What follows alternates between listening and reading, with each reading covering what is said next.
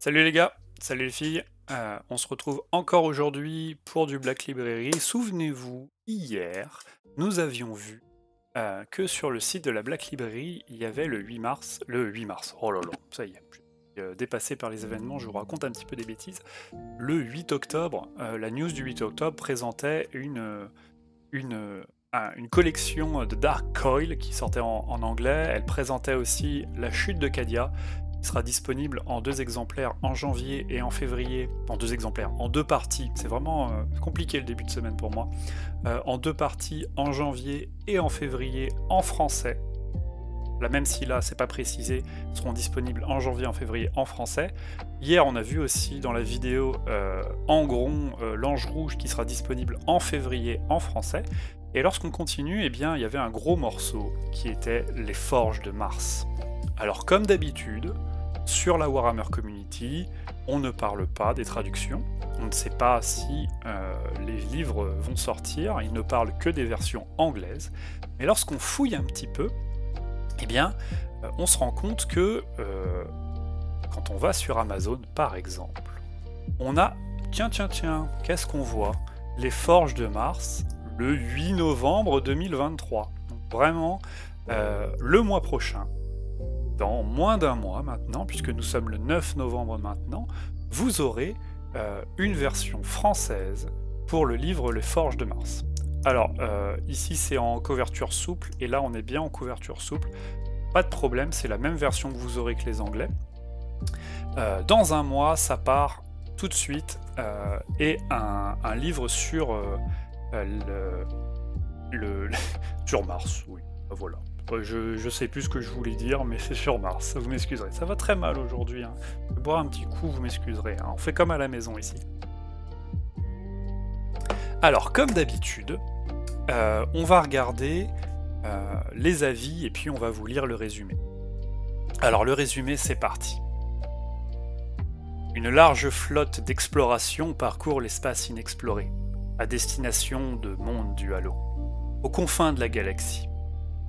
L'Armada prend des contingents issus de tous les aspects de l'impérium de l'humanité, depuis les simples gardes impériaux aux puissants Space Marines, menés par les séculaires technoprêtres de Mars, en quête d'une très ancienne technologie à la valeur inestimable, datant de la genèse de l'histoire.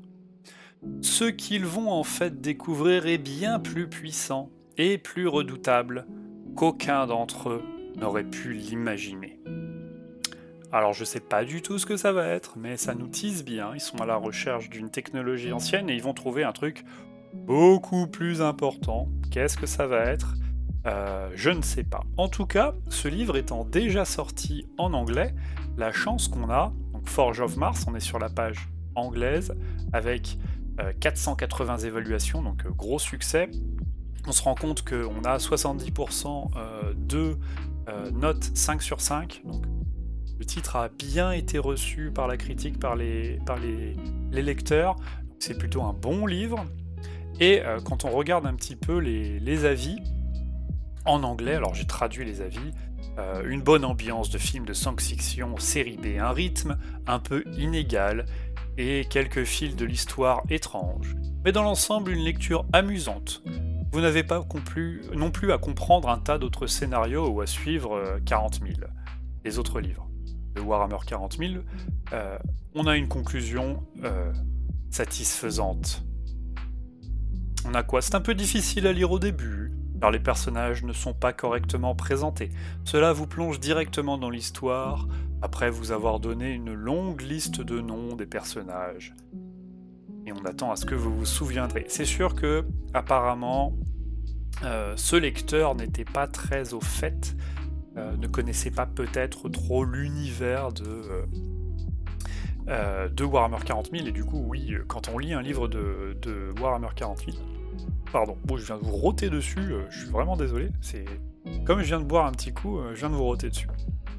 C'est sûr que quand on lit un peu un livre de Warhammer 40 000, alors qu'on découvre, on passe par là, on prend le livre, eh bien, c'est un peu compliqué, donc il faut se plonger dans l'univers, et parfois, oui, ça manque un petit peu d'explication. Je reprends par exemple j'ai l'exemple en tête, dans L'Infini et le Divin, donc le livre sur Trazyn et Orican, eh bien on nous explique que Trazyn va combattre tel ou tel monstre, telle ou telle armée, et on nous donne que des noms de monstres.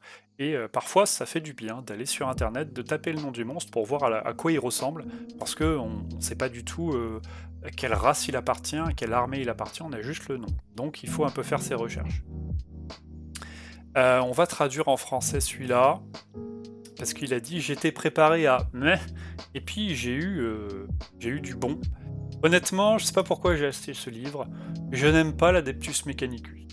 J'étais sur le point de prendre ma route pour quelques semaines et je pensais qu'une trilogie m'occuperait.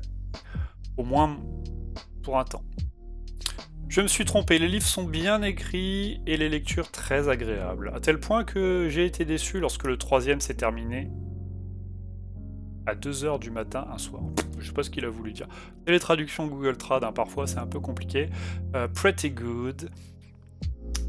A good not just Mechanicus story. Donc voilà, on n'a pas que de l'Adeptus Mechanicus, puisque le gars nous dit... Alors apparemment c'est une trilogie parce qu'il dit j'ai pas fait le dernier livre, mais jusqu'à présent l'histoire est intrigante, j'aime bien l'Adeptus Mechanicus, ils vont dire ils vont explorer l'espace, ok. La façon dont l'histoire est racontée est également très intéressante. Il n'y a pas que l'Adeptus Mechanicus, il s'agit également de l'Astra Militarum Cadien, donc c'est pas acadien, c'est cadien. Donc ça tombe bien parce que hier on avait les vidéos sur Cadia. Un détachement de Légion de Titans, des Black Templar Space Marine et des Rock Traders. Donc c'est plutôt cool. On n'a pas que de l'Adeptus Mecha pour ceux qui n'aiment pas. Alors ça c'est petit commentaire pour ceux qui lisent le binaire. Je vous laisserai traduire. Est-ce que on en a un qui a une mauvaise... Voilà, le mec il a mis 3 étoiles, donc ça va être plutôt intéressant de voir ce qu'il a mis, puisqu'il a mis 3 étoiles.